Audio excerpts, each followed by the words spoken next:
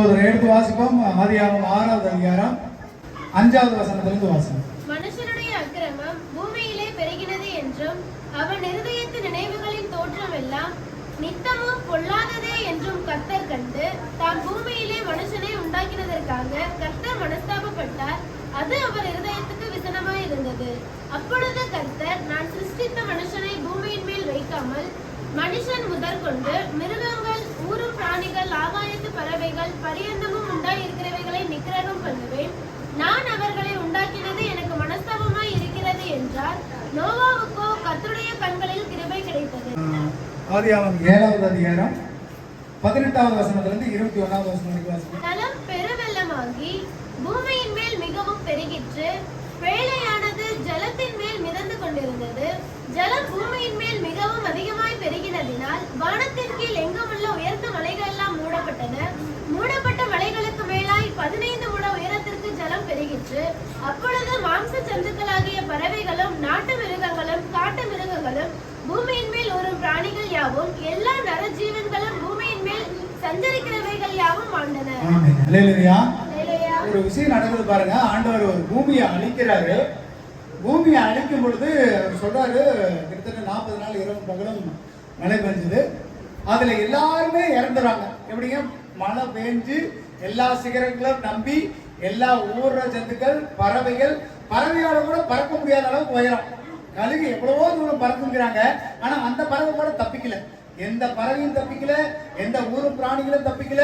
நர ஜீவன்கள் என்னதுங்க? சுவாசம் உள்ள, உயிர் உள்ள, ரத்தம் ஓடுற எதுவுமே தப்பிக்கலையா? இல்லையா? ஆண்டவர் என்ன பண்ணாருங்க?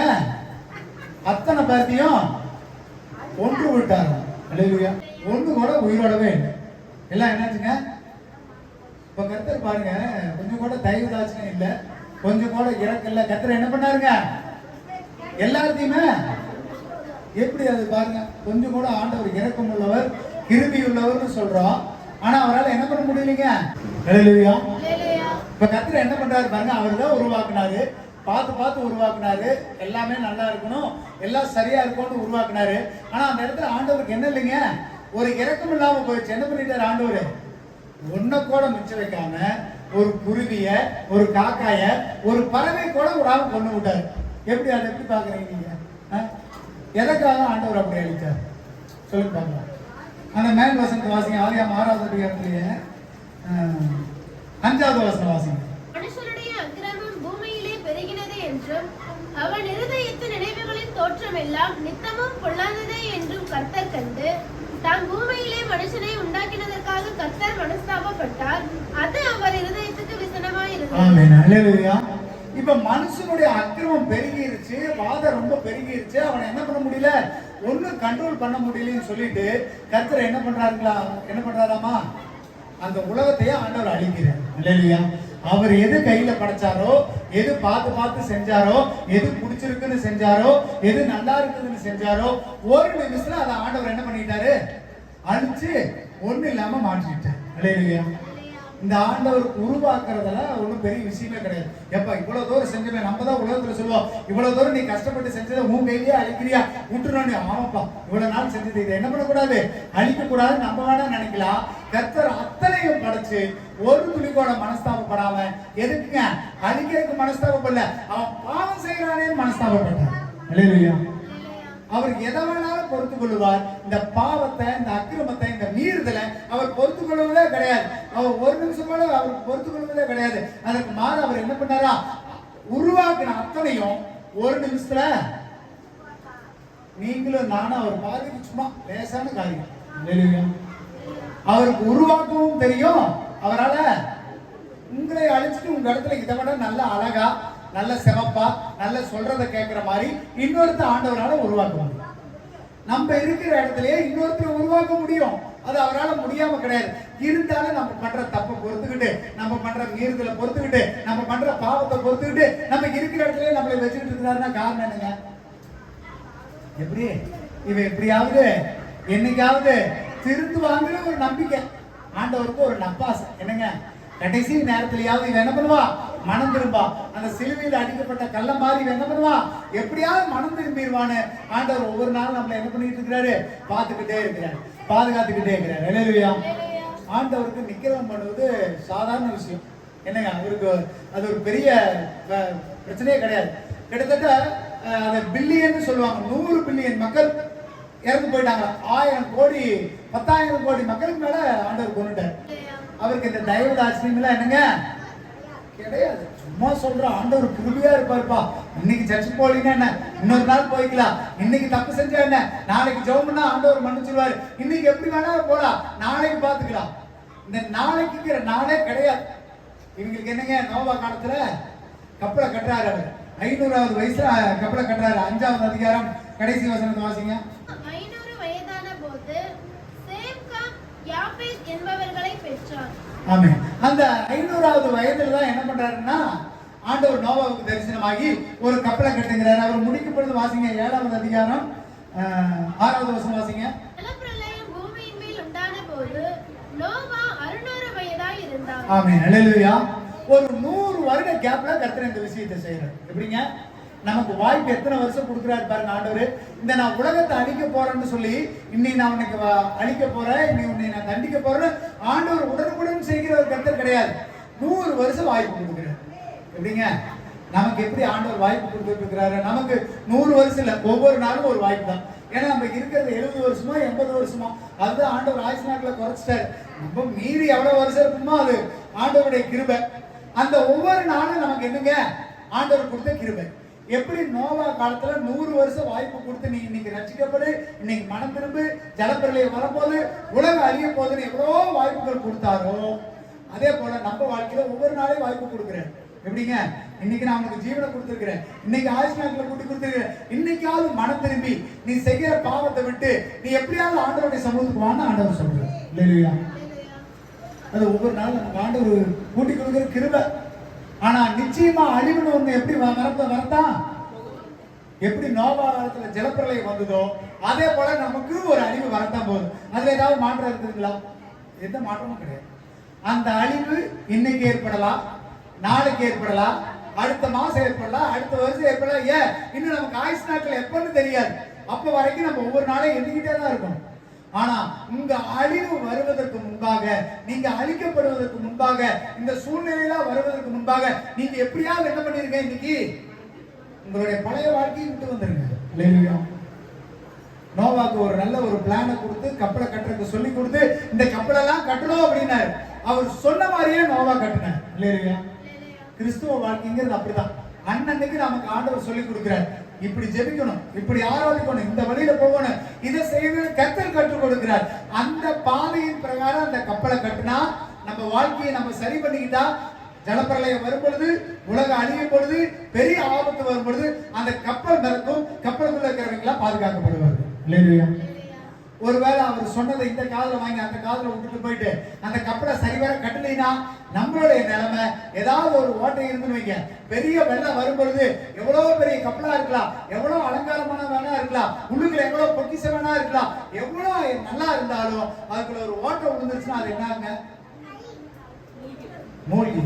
டைட்டானிக் கப்பல் இது உலகத்துல யாராலுமே மூழ்கடிக்க முடியாத அன்சிங்கபிள் ஷிப்னு சொன்னாங்க. அப்படின்னா மூழ்காத ஒரு கப்பல்னு சொன்னாங்க, மூழ்கடிக்க முடியாத ஒரு கப்பல்னு சொன்னாங்க.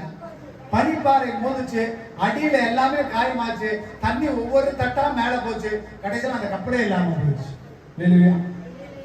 நம்மளுடைய வாழ்க்கையை உடைப்பதற்கு மேல இருந்து அடிக்கணுங்கிற தேவையில்லை. கீழே நம்ம பலவீனமான பகுதி, லேசான பகுதி, இருட்டான நேரம், கஷ்டமான நேரம், தெரியாத நேரத்துல சத்துரு நம்மளை வேணா தள்ளுவான். இல்லையா?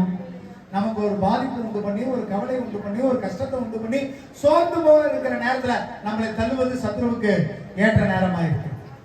ரொம்ப ஜாக்கிரதை உள்ளவர்களா இருக்கும். அப்போ நமக்கு தெரியாத ஒரு ஆபத்துல தான் நம்ம போய் சிக்கப்படும். எப்படிங்க, சத்துரு ஒரு வலையை விரிச்சு, ஒரு கண்ணியை விரிச்சு, அதை நீ எப்படியாவது விலப்படணுங்கிறது சத்துருடைய வேலை. ஆனா கர்த்தர் சொன்ன மாதிரி உள்ளும் புறமும் பூசி 2-3 அடுக்கு வச்சு, தேவையான இடத்துல ஜன்னலை வச்சு அந்த கப்பலை சரியா நீங்க கட்டுனீங்கன்னா, அது எவ்வளவு மழை வந்தாலும் சரி, எவ்வளவு காத்து அடிச்சாலும் சரி, புத்தி உள்ளவன் என்ன பண்ணுவான், ஆழமா தோண்டி அதுல அஸ்திபாரம் போடுவான். எவ்வளவு மழை வந்தாலும் சரி, எவ்வளவு போராட்டம் வந்தாலும் சரி, அந்த கட்டளை என்ன பண்ணாதுங்க, அசையவே அசையாது. இல்லையா? அப்ப நீங்க போடப்படுகிற அஸ்திபாரத்தை எப்படி போடணுங்க, ஸ்ட்ராங்கா போடணும். நீங்க ஸ்ட்ராங்கா போட்டு கர்த்தர் சொன்ன மாதிரி அஸ்திவாரத்தை போட்டீங்கன்னா அந்த கப்பல் முழுகாது. யார் மட்டும் பாதுகாக்கப்படுவா? நோவாவுக்கு கர்த்தருடைய கண்களில் கிருபை கிடைச்சது. 6வது அதிகாரம் 8வது வசனம். கர்த்தருடைய கண்களில் கிருபை கிடைத்தது. கீழே வாசிங்க. நோவாவின் வம்ச வரலாறு. நோவா தன் காலத்தில் இருந்தவர்களுக்குள்ளே நீதிமானும் உத்தமனுமாய் இருந்தான். ஆமென். ஹல்லேலூயா. அந்த நோவாவுக்கு கர்த்தருடைய கண்களில் ஏன் கிருபை கிடைச்சதுன்னா அவன் உத்தமனா இருந்தான், நல்லவனா இருந்தான். ஹல்லேலூயா. இந்த உலகத்துல சுத்தி இருக்கிற எல்லாரும் பாருங்க, அந்த உலகத்துல எத்தனையோ பேர் இருந்திருப்பாங்க. ஆண்டவர் பூமியை அழிக்காததுக்கு முன்னாடி எத்தனையோ பேர் இருந்திருப்பாங்க. அதுல எவருமே நல்லவன் கிடையாது. அப்போ ரொம்ப சிரமம் பாருங்க. நம்ம நித்திய ஜீவனுக்குள்ள போறதுக்கு ஆண்டவர் சொல்ற எத்தனை பேர் போயிருவாங்களா? அத்தனை பேரும் போக முடியல. எவன் நல்லவனோ எவன் சன்மார்க்கனோ அவன் தான் நித்திய ஜீவனுக்குள்ள போக முடியும். அப்படி கணக்கு பார்க்கும் பொழுது அத்தனை ஜனங்களுக்குள்ள நோவா ஒரு குடும்பம் தான் இருந்தான். அப்ப இந்த உலகத்துல இருக்கிற இத்தனை பேர்த்துல ஆண்டவர் கணக்கு பார்த்தாருன்னா நம்மளும் நல்லவனா கணக்குக்குள்ள வந்து கப்பல்ல போய் நித்திய ஜீவனுக்கு போவோமா? பாதுகாக்கப்படுவோமா? உங்களை நீங்களே கேள்வி கேட்பீங்க.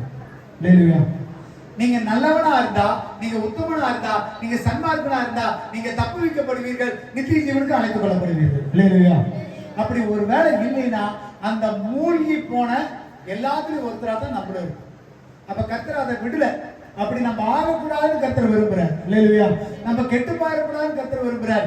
எப்படி கர்த்தருடைய கண்ணுல நோவாவுக்கு கிருபை கிடைச்சதோ அதே போல அவர் நமக்கு கிருபை கிடைச்சதுனாலதான் நம்ம இன்னும் உயிரோட இருக்க இந்த பூமியில. ஆனா கர்த்தருக்கு அழிப்பது என்னங்க? சாதாரண விஷயம். ஆண்டவர் ரொம்ப கஷ்டப்பட்டுக்கிட்டு யோசிச்சுக்கிட்டுலாம் இருக்க மாட்டார். நம்ம அழியணும்னு நினைச்சா ஆண்டவர் ஒரு நிமிஷத்துல என்ன பண்ணி போடுவாருங்க? அழிச்சு விட்டு போயிடுவார். 1வது அதிகாரத்தை எடுத்து வாசிங்க. ஆதியாகமம் 19வது அதிகாரம் 6வது வசனம் வாசிங்க. அவன் தாமதித்துக் கொண்டிருக்கும் போது கர்த்தர் அவன் மேல் வைத்த இரக்கத்தினாலே அந்த புருஷர் அவன் கையையும் அவன் மனைவியின் கையையும் அவன் 2 குமாரத்திகளின் கையையும் பிடித்து அவனை பட்டணத்திற்கு வெளியே கொண்டு போய் விட்டார். ஆமென். ஹல்லேலூயா. நோவா காலத்துல ஒண்ணு நடந்தது. நோவா பார்த்து ஆண்டவர் சொன்னாரு, அந்த பேழைக்குள்ள நீ, உன் குமாரன், உன் மனைவி, உன் குமாரரின் மனைவிகள் நீங்க அப்படியே உள்ளுக்குள்ள போங்கன்னு சொன்னார். அப்ப அவர்களா கேட்டு வந்துட்டாங்க. இதே மாதிரி சோதம் குமார்ல ஒரு நிகழ்வு நடக்குது. லோத்தை பார்த்து கர்த்தர் சொல்றாரு, நீ, உன் புள்ள, உன் மனைவி, உன் மருமகன் மாதிரி கூப்பிடுகிறாரு. ஆனா அந்த மருமகன் மாதிரி யாரும் வரல. ஏன் நீ பாட்டுக்கு சொல்லிட்டு இருக்கிற? அதெல்லாம் உலகம் அழியாது, ஒன்றும் அழியாது, கம்முன்னு சொல்லி. ஆனா இவர்கள் கையை பிடிச்சி தேவதூதர்கள் என்ன பண்றாங்களா? வெளியே கூட்டு வர்றாங்க. வாசிங்க கீழே. அவர்களை வெளியே கொண்டு போய் விட்ட பின்பு அவர், உன் ஜீவன் தப்ப ஓடிப்போ, பின்னிட்டு பாராதே, இந்த சமபூமியில் எங்கும் நில்லாதே, நீ அழியாதபடிக்கு மலைக்கு ஓடிப்போ என்றார். 24வது வசனம் வாசிங்க. அப்பொழுது கர்த்தர் சோதோமின் மேலும் குமாராவின் மேலும் கர்த்தராலே வானத்திலிருந்து கந்தகத்தையும் அக்கினியையும் வருஷிக்க பண்ணி அந்த பட்டணங்களையும் அந்த சமபூமி அனைத்தையும் அந்த பட்டணங்களை எல்லா குடிகளையும் பூமியின் பயிரையும் அழித்து போட்டார். அல்லேலூயா. கர்த்தர் எப்படிங்க? சோதம் குமாரம் நீங்க முன்னாடி படிச்சிருந்தீங்கன்னா தெரியும். லோத்து ஆபிரகாம் பிரிஞ்சு போகும்போது எடுத்து பார்க்கும்போது சோதம் குமாரம் மாதிரி அழகா இருந்ததுன்னு சொல்லப்படுகிறது. எப்படின்னா அது கானானுக்கு போகிற வழியில ஒரு நல்ல அழகான ஒரு ஏரியா, நல்ல பசுமையா இருந்தது, நல்லா இருந்தது, அழகா உருவாக்கப்பட்டது இந்த சோதம் குமாரா. அதனாலதான் லோத்து செலக்ட் பண்ணி அங்க போனாரு. ஆனா அந்த இடம் அழகாத்தான் இருந்தது, அருமையாத்தான் இருந்தது. ஆனா அதுக்குள்ள என்ன இருந்தது? பாவம் இருந்துச்சு. ஆண்டவர் பார்த்து உருவாக்குன இடம், அழகா உருவாக்குன இடம், ஒண்ணுமே பண்ணல. அக்னி இறக்குனாரு, கந்தகத்தை இறக்குனாரு, முடிச்சு விட்டாரு. கர்த்தருக்கு நீங்க அழகா இருக்கிறீங்களா, செழிப்பா இருக்கிறீங்களா, நல்லா இருக்கிறீங்களா, அது முக்கியம் இல்ல. நீங்க எப்பேற்பட்டவர்களா இருக்கக்கூடாது? பாவம் நிறைந்தவர்களா மாத்திரம் இருக்கவே கூடாது. எல்லாத்தையும் முடிச்சது. நோவா காலத்துல ஆண்டவர் அருமையா பண்ணியிருந்தார். ஆனா அவங்களோட பாவம் மிகுதியாயிடுச்சு, எல்லாத்தையும் அழிச்சு போயிட்டார். இந்த சோதம் குமாரால குறைஞ்சபட்சம் ஒரு 75,000 1 லட்சம் மக்கள் இருந்திருக்கிறாங்க. அத்தனை பேர்த்தையும் கொண்டு விட்டார். பயிர் கூட அழிச்சு விட்டாராமாங்க. ஏங்க ஆண்டவருக்கு ஏதாவது இறக்க இருக்குதா, ஈவு இருக்குதா? எப்படி ஒரு கேள்வி வருமா வராதா? என்னங்க ஆண்டவர் போறீங்க, கர்த்தர் போறீங்க, இப்படி கொண்டு இருக்கிறாரு, அவர் தான் நீங்க கும்பிட போறீங்களான்னு உங்களுக்கு ஒரு கேள்வி கேட்டா நீங்க என்ன சொல்லுவீங்க? ஆண்டவருக்கு ஈவு இருக்குமே இல்லாத கர்த்தர் தான் நம்ம வழிபட போறோமானா அவர் எல்லாத்தையும் தாங்கிடுவாரு. இந்த பாவத்தை மட்டும் ஆண்டவரால் பொறுத்துக் கொள்ள முடியும். அல்லேலூயா. அவர் எல்லாத்தையுமே பார்த்தாரு. இந்த இடத்துல என்ன நடக்குது பாருங்க. நோவா ஒருத்தர் எப்படி இருந்தாரு? ஒரு நீதிமானா தென்பட்டார். இந்த இடத்துல லோத்து ஒருத்தர் நீதிமான தென்பட்டாரு. அந்த இடத்துலயும் ஆண்டவர் அழிச்சாரு, இந்த இடத்துல அழிச்சாரு. ஆனா எவன் பாவம் செய்யலையோ, எவன் நீதிமானோ, எவன் நல்லவனோ அவரை கர்த்தர் கை வைக்கல. அல்லேலூயா. அப்ப நீங்க பாதுகாக்கப்படணும்னா ரொம்ப சிம்பிள். உங்களை சுத்தி வர அழிவு நடந்துகிட்டு தான் இருக்கும், போராட்டம் நடந்துகிட்டு தான் இருக்கும், பிரச்சனை நடந்துகிட்டு தான் இருக்கும், பாவம் நடந்துகிட்டு தான் இருக்கும். நீங்க பாதுகாக்கப்படணும்னா உங்களுக்குள்ள என்ன இருக்கக்கூடாது? நீங்க பாவம் செய்யாம நீங்க நல்லவனா இருந்தா போதும். சுத்தி வர என்ன நடந்தாலும் பரவாயில்ல, நீங்க கவலைப்படாதீங்க, நீங்க பாதுகாக்கப்படுவீர்கள். அல்லேலூயா. அத்தனை கோடி ஜனங்க மத்தியில நோவா பாதுகாக்கப்பட்டது போல, இந்த 1,00,000 ஜனங்களுக்குள்ள லோத்து பாதுகாக்கப்பட்டது போல, உங்க ஊருக்குள்ள, உங்க நாட்டுக்குள்ள, உங்க தேசத்துக்குள்ள கர்த்தர் உங்களை பாதுகாப்பாக. அல்லேலூயா. ஆனா நீங்க எப்பேற்பட்டவர்களா இருக்கணும்? பாவம் செய்யாதவர்களா இருக்கணும். பாவம் செய்கிறவர்களா இருந்தா அந்த அழிஞ்சு போனவர்களை ஒருத்தரா தான் நம்மள என்ன பண்ணி இருந்திருப்போம். கர்த்தர் தயவுள்ளவர் தான், இறக்கம் உள்ளவர் தான். ஆனா அந்த பாவத்தை பார்க்க கூடாதபடி சுத்த கண்ணரா இருக்கிறார். அல்லேலூயா. அது நீங்க எப்பேற்பட்ட ஆளா இருந்தாலும் சரி, ஆண்டவருக்கு பிடிச்ச செல்ல பிள்ளையா இருந்தாலும் சரி, நீங்க பாவம் பண்ணுனா பாவத்தின் சம்பளம். இயேசு ஏன் மரித்தார் தெரியுங்களா? நம்ம மேல விடுக்கப்பட்ட பாவம் அவருக்கு போச்சு, அந்த பாவத்தை தாங்க முடியல, அதனாலதான் அவர் மரித்தார். இல்லையா? அப்ப பாவம்ங்கிறது நிச்சயம் ஒருத்தனை கொண்டே தீரும், அதுல எந்த ஒரு மாற்றமும் கிடையவே கிடையாது. அப்ப நீங்க உங்களை நீங்க நிதானிச்சுங்க. நீங்க பாவம் செய்கிறவர்களா இருக்கீங்கன்னு சொன்னா உங்களால ஆக்கினி தீர்ப்பை விட்டு தப்பிக்க முடியவே முடியாது. அப்ப அந்த ஆக்கினியில இருந்து தப்பிக்கணும்னா நீங்க நல்லவர்களாய் மாறணும், நீங்க பாவம் இல்லாதவர்களா மாறணும், குற்றம் இல்லாதவர்களா மாறணும். அப்ப நான் பேசித்தனம் பண்ணா, விபச்சாரம் பண்ணா, கொலை செஞ்சா இதுதான் பாவமானா? கிடையாது. நீங்க ஒருத்தருக்கு விரோதமா முறுமுறுத்தாலோ, ஒருத்தரை வந்துட்டு நீங்க துன்புறுத்தினாலோ, ஒருத்தரை நீங்க சங்கடப்படுத்தினாலோ அது கூட உங்களுக்கு என்னதாங்க? பாவம். ஒரு சகோதரனை திட்டினா கூட கர்த்தர் பாவங்கிறார், உங்க மனசுல தப்பா நினைச்சா கூட பாவங்கிறார். அப்ப நீங்க எவ்வளவு சுத்தமுள்ளவர்களா இருந்தா இந்த ஆக்கினியில இருந்து நீங்க தப்ப முடியும் பாருங்க. ஆண்டவருக்கு ஆக்கினை உண்டு பண்றது எல்லாருக்கும் உண்டு. ஒரே ஆக்கினை, ஒரே மரணம், ஒரே தீர்ப்பு. அதுல இருந்து நம்ம தப்பிக்கணும்னா நம்ம பாவம் இல்லாதவர்களா மாறணும். அல்லேலூயா. கர்த்தருக்கு அழிப்பது சாதாரண காரியம், எந்த தயவுதாட்சியும் கிடையவே கிடையாது. கர்த்தர் கிருபை உள்ளவர், இரக்கம் உள்ளவர், என்னை பார்த்துக்குவார். ஒவ்வொரு நாளும் நீங்க கடந்து போயிட்டே இருக்கிறீங்க, ஒரு நாள் நிச்சயம் ஒரு முடிவு உண்டு. ஒரு எச்சரிப்பின் சத்தம் உங்களுக்கு ஆண்டவர் கொடுத்துக்கிட்டே இருக்கிறார். வாசிக்க ஒரு அதிகாரத்தை, ஆபிரகாம் 11வது அதிகாரம் 1வது வசனத்துல இருந்து 10வது வசனம். அப்பொழுது கர்த்தர் மோசேயை நோக்கி, இன்னும் ஒரு வாதையை பார்வோன் மேலும் எகிப்தின் மேலும் வரப்பண்ணுவேன். அதற்கு பின் அவன் உங்களை இவ்விடத்திலிருந்து போக விடுவான், சமூலமாய் உங்களை போக விடுவதும் அல்லாமல் உங்களை இவ்விடத்திலிருந்து துரத்தியும் விடுவான். இப்பொழுது ஒருவனும் அவன் அயலானிடத்திலும் ஒவ்வொருத்தையும் அவளவள் அயலானிடத்திலும் வெள்ளி உடைமைகளையும் பொன்னுடைமைகளையும் கேட்கும்படி ஜனங்களுக்கு சொல் என்றார். ஆமென். அல்லேலூயா. இந்த யாத்திராம் 7வது அதிகாரத்துல இருந்து பாத்துட்டீங்கன்னா இந்த 10வது அதிகாரம் வரைக்கும் ஆண்டவர் ஒவ்வொரு வாதியா ஆண்டவர் வந்துட்டு என்ன பண்றாங்க? எகிப்தியர்களை பார்வோனா வாதிக்கிறார். இந்த ஒவ்வொரு வாதையிலையும் என்ன நடக்குதுன்னு பாத்தீங்கன்னா, இந்த வாதைகள் தாண்ட பார்வோன் மனசு கடினமா ஆகுது, மனம் திரும்ப மாட்டேங்கிறான். ஒவ்வொரு வாதம் வருது, நதி ரத்தமா மாறுது, மீன் செத்து போகுது, பேனு வருது, வண்டு வருது, தவளை வருது, வெட்டுக்கிளி வருது, எத்தனையோ என்ன கொப்பளங்கள் வருது, ஆடு மாடுகள் செத்து போகுது, வியாதி வருது.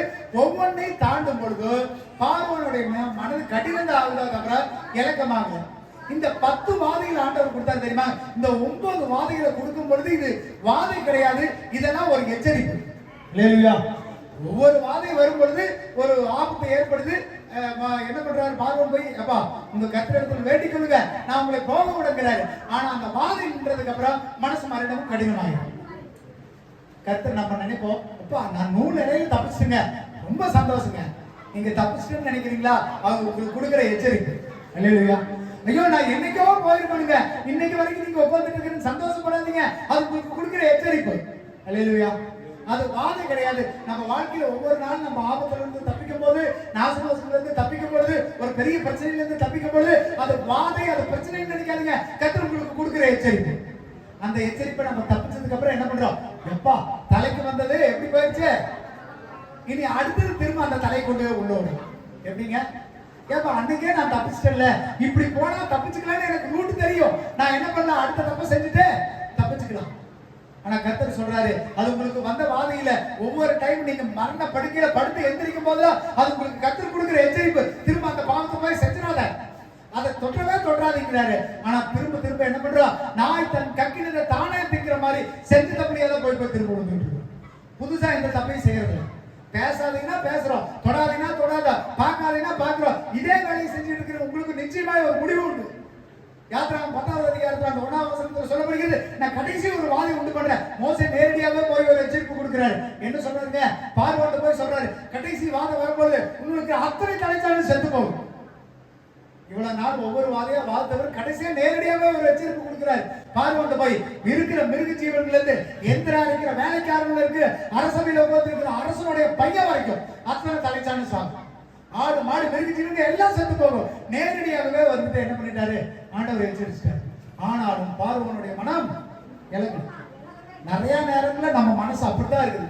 எத்தனையோ முறை எச்சரிப்பு சொல்லியாச்சு, சபைக்கு வாங்க, ஜெபிங்க, ஆராதிங்க, விட்டு விடாதீங்க. எவ்வளவோ கெஞ்சி பார்த்தாச்சு, எவ்வளவோ உங்களை வந்துட்டு கேட்டு பார்த்தாச்சு, எவ்வளவோ திட்டியும் பார்த்தாச்சு.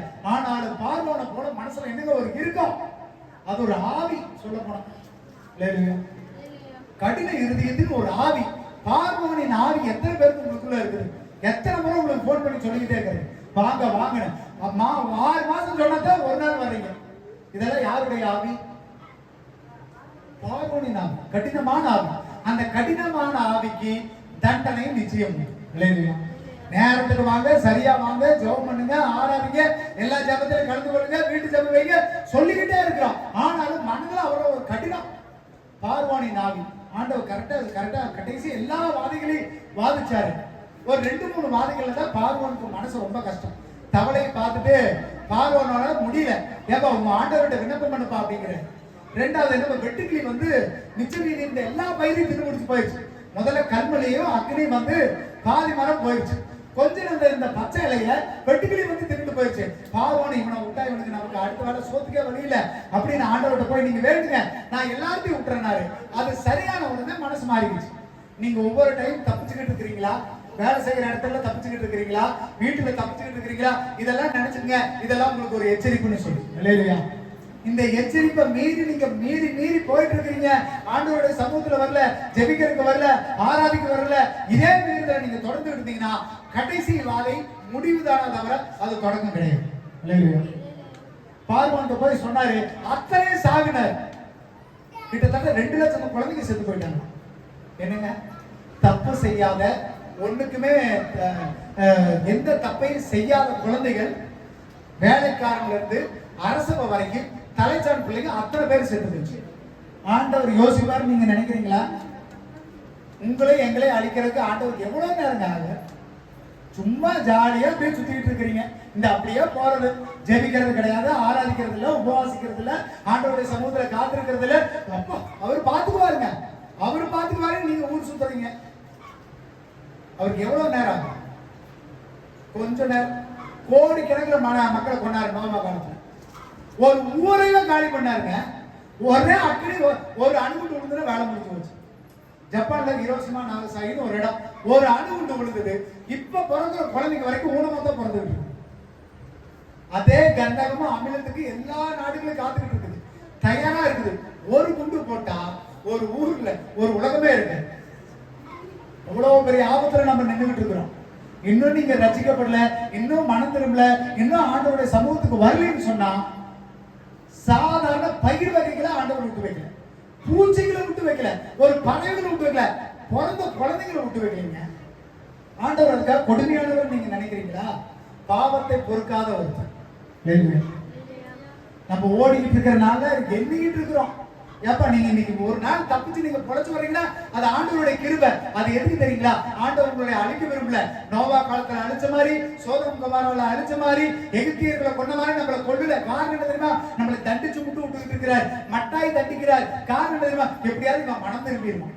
இந்த தண்டனை உங்களை வற்புறுத்துவதற்கோ, உங்களை கஷ்டப்படுத்துவதற்கோ, உங்கள் கவலையில் தள்ளுவது கிடையாது. எப்படியாவது இவன் மனம் திரும்பிட்டு அதுக்கு தான் சின்ன சின்ன தண்டனை கொடுக்கிறேன். அதாவது தாங்கி கொள்ள அளவுக்கு பலத்தை கொடுத்து தப்பிக்கொள்ள வழியை ஆண்டவர் செய்கிறார். இல்லையா? இத்தனை ஆப்ஷன் கொடுத்து, இத்தனை சான்ஸ் கொடுத்து, இன்னும் நீங்க கருத்தை வணங்கா கருத்துள்ளவர்கள் இருந்தா முடிவு யாரை போல வரும்? யாரை போல வருங்க? நோவா காலத்துல வந்த மாதிரி வரும். யாரை போல வரும்? சோதம் குமாரால வந்த மாதிரி வரும். யாரை போல வரும்? பார்வோனுக்கு ஏற்பட்ட மாதிரி ஏற்படும். நீங்க இன்னும் அப்படியே தான் போயிட்டு இருக்கிறீங்களா? கர்த்தர் கொடுக்கறதெல்லாம் கிருபை. ஆண்டவர் எதையும் அழிக்கல, ஆண்டவர் எதையும் பண்ணிட்டு நீங்க நினைச்சுக்கிட்டே இருக்காதீங்க. தன் கையிலால உருவாக்குறத அத்தனை ஆண்டவர் அழிச்சு போட்டார். அவருக்கு சும்மா ஒரு நிமிஷம் போதும். எத்தனை பேர் போயிட்டு இருக்கிறாங்க தெரியுமா? அந்த பூமியில கண்ண மூடி முடிக்கிறதுக்குள்ள எத்தனையோ கோடி மக்கள் இந்த பூமியில இல்ல. ஒரு வியாதி வந்தா போது எத்தனையோ பேர் இல்ல. ஒரு விபத்து வந்தா போது எத்தனையோ பேர் இல்ல. இன்னைக்கு நீங்க நானும் எத்தனை வருஷத்துக்கு முன்னாடி உட்கார்ந்தோமோ அப்படியே இன்னும் இருக்கிற காரணம் என்னங்க? 40 வருடம் மனாந்தரத்துல சுத்தியும் அவருடைய வஸ்திரம் பழசாகல, செருப்பு பிஞ்சு போகல, உடம்புக்கு எந்த நோயும் வரலையா? இன்னைக்கு நம்மளும் அப்படித்தான் இருக்கிறோம். கேட்டா அவங்கள மட்டும் அப்படி சொல்றோம், ஐயோ அவங்க அப்படி இருந்தாங்கப்பா, இப்படி இருந்தாங்கப்பா. நம்மளும் அப்படித்தாங்க இருக்கிறோம். நம்மளே ஆண்டவர் சுகமா வச்சிருக்கிறார், போட பண்ணி கொடுத்திருக்கிறார், நல்லா நடக்கிறோம், நல்ல சுகபலத்தோடு இருக்கிறோம். எவ்வளவு ஆபத்து நாசமாசங்கள் வந்தாலும் நம்மளுடைய ஜீவன் போகல. காரணம் என்ன தெரியுமா? எப்படி வந்துட்டு பார்வை எகிப்து ஜனங்களை ஆண்டவர் எகிப்துல வந்துட்டு எப்படி இஸ்ரவேல் ஜனங்களை நடத்தினாரோ அப்படித்தான் நம்மளே நடத்திக்கிட்டு இருக்கிறார். ஆனா சின்ன சின்ன தண்டனை, சின்ன சின்ன சோதனை, சின்ன சின்ன பிரச்சனை எதுக்கு வருது தெரியுமா? அது உங்களுக்கு வருகிற எச்சரிப்பு, அது தண்டனை கிடையாது. அல்லேலூயா. எப்படியா இன்னைக்காவது மனம் திரும்பும், இன்னைக்காவது ரட்சிக்கப்படும். உங்க பாவ வாழ்க்கையை விட்டு வந்தோம்னா எப்படி நோவா குடும்பம் கப்பலுக்குள்ள போய் பாதுகாக்கப்பட்டுச்சோ அதே போல நித்திய ஜீவனுக்கு கத்த நம்மளைய சமாதானமா கூட்டு போவோம். நம்மளுடைய பாதை எது தெரியுமா? நித்திய ஜீவனுக்கு போறோம். அதை நீங்க கரெக்டா புரிஞ்சுக்கொள்ளணும், அதை கரெக்டா தெரிஞ்சுக்கொள்ளணும். ஆண்டவர் மத்தவங்க அழிகிற மாதிரி நம்மளுடைய ஆத்மாவோ நம்மளுடைய ஜீவனோ போயிடக்கூடாது. அது கர்த்தருடைய பாதைக்கு எப்படி இருக்குதாமா? அருமையா இருக்குன்னு சொல்ல முடியும். இல்லையா? அப்ப கர்த்தர் ஒவ்வொரு டைம் சான்ஸ் கொடுத்துக்கிட்டே இருக்க மாட்டாரு. ஆதாமுக்கு ஒரு சான்ஸ் கொடுத்தாரு. ஆதாம் உருவாக்குறது மனசுக்கு கஷ்டமா இருந்தது, சஞ்சலமா இருந்தது. இவன் போயிட்டு போறான்னு ஒரு சான்ஸை கொடுத்தாரு. ஆனா பாவம் குறையில, போக போக பாவம் என்ன ஆயிட்டு இருந்துதான்? பெருகிட்டே இருந்தது. ஆண்டவர் பொறுக்கிற வரைக்கும் பொறுத்து பார்ப்பாரு. இதுக்கு மேல முடியலனா உங்களை அந்த இடத்துல இருந்து எடுத்துட்டு இன்னொருத்தர ஆண்டவர் வச்சுருவாரு. இல்லையா? ஆண்டவருக்கு அது பெரிய விஷயமே கிடையாது. ஒவ்வொருத்தரையும் ஆண்டவர் உருவாக்குவார். ஆண்டவருடைய சித்தத்தை செய்யறியா, ஆண்டவருடைய வேலை செய்யறியா, ஆண்டவருடைய பாதையில போறியான்னு நீங்க அந்த பாதையில போதி அவருக்கு பிடிச்ச மாதிரி நடந்தீங்கன்னா நீங்களும் பாதுகாக்கப்படுவீர்கள். உன் குமாரத்தி உங்க கூட சேர்ந்தவங்கள ஆண்டவர் கையை பிடிச்சி தரத்தரன்னு கொண்டு போய் வெளியே விட்டுருவாரு. நீ தப்பிச்சுக்கோ, நீ பிழைச்சுக்கோ. எப்படி நோவா குடும்பம் ஒரு பெரிய ஒரு சந்ததியா வந்ததோ அதே போல உங்க குடும்பத்தையும் ஆண்டவர் சந்ததியா மாட்டுவார். எப்போ நீங்க உத்தமனா இருந்து சன்மார்க்கனா இருந்து பாவத்தை விட்டு விலகினீங்கன்னா கர்த்தர் உங்களை பாதுகாப்பார். இல்ல அதே பாவத்துக்குள்ளதான் இருப்பேன், அதே நான் அக்கிரமத்துலதான் இருப்பேன், திரும்ப நான் மனம் திரும்பவே மாட்டேன்னு நினைச்சீங்கன்னா ஒவ்வொரு தண்டனையில இருந்து நீங்க தப்பிச்சுக்கிட்டே வருவீங்க. ஆனா முடிவு என்ன? நிச்சயமா மரணம். பார்வோன் ஒருவேளை கேட்டிருந்தானா, முத வாதையில கேட்டிருந்தானா அவன் குழந்தை செத்துருக்காது. 2வது வாதை, 3வது வாதை, 4வது வாதை, ஏன் கடைசி வரைக்கும் போனாருங்க. கடைசி வாதையில ஆண்டவர் நேரடியாவே எச்சரிச்சார். நம்ம வாழ்க்கையில எத்தனை முறை நமக்கு அந்த எச்சரிப்பு வந்திருக்குது? ஒவ்வொருத்தர் வாழ்க்கையில வந்திருக்குதா இல்லையாங்க? ஆண்டவர் எச்சரிச்சிருக்கிறாரா இல்லையா உங்களையா? ஏப்பா நீ கடைசியில போயிட்டு வந்துட்ட, மரண படிக்கல நம்ம பக்கத்துல இருக்கிற அத்தனை பேர் விழுந்துகிட்டே இருந்தான், நம்ம மட்டும் பத்திரமா ஹாஸ்பிட்டல்ல இருந்து வெளியே வந்தோம். காரணம் என்ன தெரியுமா? ஆண்டவர் நம்ம மேல வைத்து கிருபை. நீ விட்டுறதை விட்டுட்டு போ, நான் உங்களுக்கு ஒரு எச்சரிப்பு கொடுக்குறேன். ஏதாவது ஒரு சின்ன மனக்கசப்பு இருந்திருக்கும், மனசுல ஏதாவது ஒரு பாவத்தை வச்சிருப்ப, ஏதாவது ஒரு தப்பு செஞ்சிருப்ப, நீங்க இன்னைக்கு மனசுல வச்சுக்கிட்டு இருக்கிறீங்களா? ஒவ்வொரு நாளும் விழுகிற அடியில உங்களுக்கு கொடுக்குற எச்சரிப்பு. இன்னும் அந்த எச்சரிப்பை அசால்ட்டா விட்டுக்கிட்டு இருந்தீங்கன்னா முடிவு ஆக்கினி தானதாக நித்திய ஜீவன் கிடையவே கிடையாது. கர்த்தர் கட்டாயம் கை விட்டுருவார். ஆண்டவர் காப்பாத்தி கடைசி வரைக்கும் கூட்டு வர மாட்டாரு. இப்ப வரைக்கும் நம்ம தப்பிச்சுக்கிட்டு இருக்கிறது எச்சரிப்பு. இந்த எச்சரிப்புக்கு நீங்க மனம் திரும்பலைன்னா கடைசியில் நம்மளுடைய வாழ்க்கை என்னதாங்க? அம்போடுதான் முடியும். நம்மளை பாதுகாக்க கர்த்தர் கூட இறங்கி வர மாட்டார். ஆண்டவர் சொல்றாரு, நீங்க கர்த்தாவே கர்த்தாவேன்னு கூப்பிட்டாரு கர்த்தர் கடைசியா சொல்ற வார்த்தை என்ன? நான் உன்னை. இப்ப இந்த பூமியில வாழும் பொழுதே வருகிற வாதைகள்ல வருகிற பிரச்சனையில அதை எச்சரிப்பா நினைச்சுங்க. திரும்ப அதை திரும்பி பார்க்காதீங்க, பின்னிட்டு பார்க்காதீங்க. பின்னிட்டு பார்த்த லோத்துடைய மனைவியோட வாழ்க்கை என்னாச்சு? எல்லாரும் செத்தது போல லோத்துடைய மனைவி உப்புத்தனா மாறிட்டாங்க. அப்ப நம்ம வாழ்க்கையை கர்த்தர் மாற்றுவார்னா நீங்க மாறாத வரைக்கும் உங்க வாழ்க்கை என்ன ஆகாது? மாறவே மாறும். கர்த்தர் ஒவ்வொரு டைம் சான்ஸ் கொடுத்துக்கிட்டே இருப்பார்.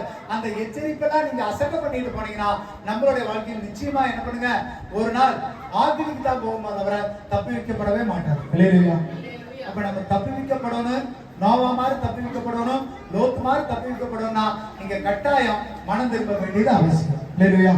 அப்ப இன்னும் போற வாழ்க்கைய போற பாதைய நீங்க அப்படியே போயிட்டு இருந்தீங்கன்னா நீங்க போற பாதை அழிவுக்கான பாதை. இந்த உலகம் ஒரு நாளைக்கு என்ன ஆக போகுதுங்க? அழிய போகுது.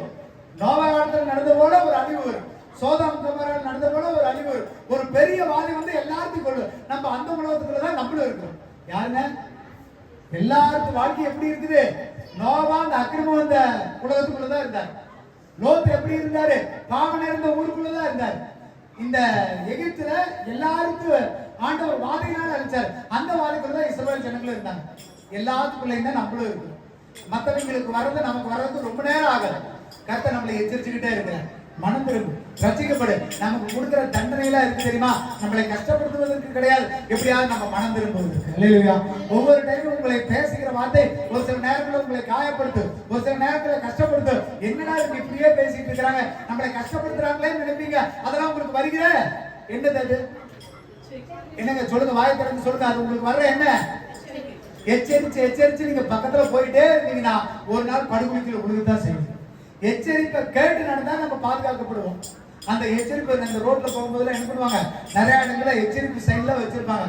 பள்ளமா இருக்கும், ஸ்பீட் பிரேக் இருக்கும், அந்த இடத்துல குழி இருக்கு, ஹெல்மெட் போட்டு ஓட்டணும், லைட் வெளிச்சத்துல பார்த்து ஓட்டணும், பாதுகாப்பா ஓட்டணும், இவ்வளவு ஸ்பீட்ல தான் போகணும். இதெல்லாம் மதிக்காம போனா அவன் பத்திரமா போய் சேருவானா?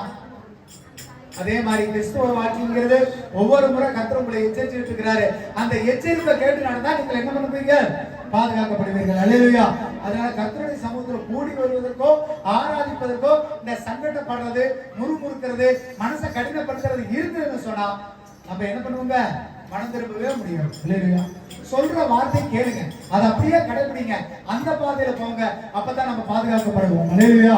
இந்த பாதுகாக்கப்படுவது இந்த பூமியில சொகுசா வாழ்றது கிடையாது, எப்படியா அந்த நித்திய ஜீவனுக்கு பரிசுத்தமா போய் சேர்வது. அல்லேலூயா. இந்த பூமியில கொடுக்குற இந்த ஆஸ்தி, அந்தஸ்து, சொத்து பத்து, சொகம், சொந்த பந்தம், பிள்ளைங்களா எதுக்கு தெரியுமா? நீ எப்படியாவது மனம் திரும்பி நித்திய ஜீவனுக்கு வரவும் பிறகு இதெல்லாம் சப்போர்ட். உன்னை அனாதையா விட்டா ஒருவேளை நீ அழிஞ்சு போயிருப்ப, பிள்ளைங்க இல்லாம இருந்தா நீ அழிஞ்சு போயிருப்ப, வேலை இல்லாம இருந்தா நீ அழிஞ்சு போயிருப்ப, ஒருவேளை சம்பாத்தியம் இல்லைன்னா இது என்னடா வாழ்க்கையில் நீ போயிருப்ப. இது எல்லாம் கொடுத்து எப்படியாவது நீ நித்திய ஜீவனுக்கு வரணும்னு கத்துட்டாங்க. அல்லேலூயா. கட்டாய ஆபத்து நம்ம தலை மேல இருந்துகிட்டே இருக்கு. சத்துரு எவனை விழுங்கலாமோ என்று வகை தேடி சுற்றி திரிகிறான். அவன் வாய்ப்புல சிக்காத வரைக்கும் தான் நமக்கு பாதுகாப்பு. கர்த்தர் ஒவ்வொரு நாளும் நமக்கு கூட்டி கொடுக்கிறார், ஒவ்வொரு நாளும் பாதுகாப்பு கொடுக்கிறார். அந்த அளவுக்கு ஜெபம் பண்ணுங்க, அவருடைய சமூகத்துல காத்துங்க. வேலைக்கு போறது, பிள்ளைகளை பாத்துக்கிறது, சம்பாதிக்கிறது, சொத்து சேர்க்கறது மட்டும் கிறிஸ்துவம் கிடையாது. எப்படியா நித்திய ஜீவனுக்கு போறது நம்மளுடைய பாதை. அந்த பாதையில் ஓடும்போது இதெல்லாம் சைடுல வரும். எப்படிங்க? பாதையில போகும்பொழுது தண்ணி ஓடுற இடத்துல நல்ல செடியும் முளைக்கும், முள்ளு செடியும் முளைக்கும் இல்லைங்களா? எல்லாம் தான் முளைக்கும். அதுல நம்ம நல்லதை மட்டும் எடுத்துக்கொள்ளணும், தவறானதை விட்டுட்டோம்னா நம்ம வாழ்க்கையில தப்பி வைக்கப்படுவோம். இல்லையா? அதனால கர்த்தர் பாதுகாக்க எந்த அளவுக்கு வல்லவரோ அதனால நமக்கு அழிவை கொண்டு வர்றதுலயும் அவர் கரெக்டா இருப்பார். விட்டுக்கிட்டே இருக்க மாட்டார். ஒரு முடிவு வரும், அந்த முடிவுல சிக்கலினா நம்ம தப்பித்துக் கொள்வோம். அதுதான் கிறிஸ்துவ வாழ்க்கை. அல்லேலூயா. தொடர்ந்து ஜெபிக்கிறது, ஆராதிக்கிறதுல எதுக்கு? மற்றவனுக்கு வர்ற ஆபத்து நமக்கும் வந்துடக்கூடாதுன்னு தான். ஆனா நமக்கு வராம ஆண்டவர் விடமாட்டாருன்னு சொல்ல முடியாது. நம்ம பாவத்திற்கு விலகணும்னா நம்ம பாதுகாக்கப்படுவோம். அல்லேலூயா. அதனால எச்சரிப்பின் சத்தத்தை கேளுங்க, எச்சரிப்பின் செய்தி கேளுங்க, அதை கடைபிடிங்க, பாதுகாக்கப்படுவீர்கள். அல்லேலூயா. ஜெபிக்க வேண்டாம், எழுந்து சோதரிக்கிறோம் சோதரிக்கிறோம் சோதரிக்கிறோம் சோதரிக்கிறோம். கர்த்தாவே, நல்ல தகப்பனே, சோதரிக்கிறோம், துதிக்கிறோம். இந்த ஆசீர்வதிக்கப்பட்டதான ஆண்டவரே, நல்ல நாள்ல பிள்ளைகளாக நாங்களும் உங்கள் சமூகத்தில் கூடி ஆராதிக்க, துதிக்க, ஜெபிக்க கர்த்தர் பாராட்டின கிருபைகளுக்காக நன்றி செலுத்துகிறேன். வந்த பிள்ளைகள் ஒவ்வொருவரும் பேர் பேரா தொட்டு ஆசீர்வதிங்கப்பா. அவங்களுக்கு ஏதாவது குறைவுகள் இருந்தா, ஏதாவது குற்றங்கள் இருந்தா, நாங்க ஏதாவது பாவம் செய்திருந்தா கர்த்தாவே எங்களுக்கு மனம் திரும்ப கொடுத்த அந்த சான்ஸை நாங்க மனம் திரும்பிட்டோம்ப்பா. இன்னும் அந்த இறுக்கமான ஆண்டவரே கடின இறுதியத்தோடு சபைக்கு வராதபடி, ஆண்டவரே வார்த்தைகளுக்கு செவி கொடுக்காதபடி முறுமுறுத்து விட்டு, ஆண்டவரே ஸ்தோத்திரம், உடைய ஆலயத்துக்கு விரோதமா, உடைய ஜனத்துக்கு விரோதமா, உடைய வார்த்தைக்கு விரோதமா நாங்க ஆண்டவரே வழிமாறி போயிருந்தோம்னா எங்க வழியை நேர் திரும்பி கர்த்தாவே உடைய வேலைக்குள்ள, உடைய சபைக்குள்ள எங்களை கூட்டிட்டு வந்துருங்க ராஜா. நாங்க அதுக்குள்ள நாங்களும் எங்க குடும்பமும் எங்கள் இன ஜன பந்துக்கள் ஆண்டவரே உடைய சமூகத்துல வந்து நித்திய ஜீவனை நோக்கி பயணம் செய்ய கர்த்தர் கிருபை பாராட்டுங்க. கர்த்தர் குறைவுகள் இருந்தா மாற்றுங்க. தேவ சமூகத்துல கர்த்தாவே எங்களை அர்ப்பணிக்கிறோம். வந்த பிள்ளைகள் ஒவ்வொரு பேர்களா தொட்டு ஆசீர்வதிங்க. தேவ சமாதானமும் அன்பும் தயவும் கிருபையும் ஒவ்வொரு வழி நடத்தட்டும், பாதுகாத்துக் கொள்ளுங்க, ஆசீர்வதிங்க. இயேசுவின் மூலம் ஜெபிக்கிறோம் நல்ல பிதாவே. ஆமென். அல்லேலூயா. அல்லேலூயா. அல்லேலூயா.